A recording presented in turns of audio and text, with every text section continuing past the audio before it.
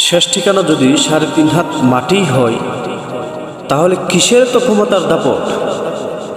ভোর ৫টায় মৃত্যু, সকাল ৬টায় জানিয়ে দেওয়া হবে মাইকে, ৮টায় শেষ গোসল করানো হবে, ৯টায় তোমাকে নতুন কাপড়ে সাজানো হবে, জোহরের নামাজের পরে তোমাকে আলিশান বাড়ি থেকে বের করে নিয়ে যাওয়া হবে, ২টায় তোমার জানাজার নামাজ পড়ানো হবে, ২:৩০টায় তোমাকে কবরে নামিয়ে ফেলা হবে।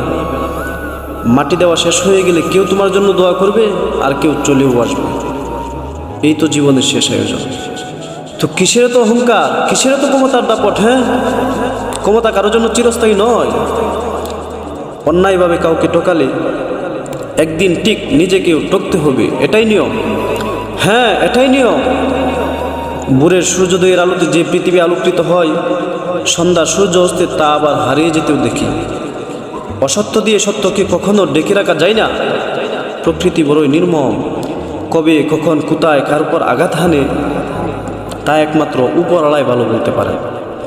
অহংকার আর দাম্ভিকতা পতনের লক্ষণ, তাই অহংকারী না হয়ে সহনশীল হন। ক্ষণস্থায়ী এ দুনিয়ায় কেউ চিরস্থায়ী নয়। এই জন্য ভুলে যেতে হবে সব রঙিন স্বপ্ন, ফিরে আসতে হবে রবের দিকে। কারণ শেষ ঠিকানা তো সেই ৩.৫ হাত মাটি।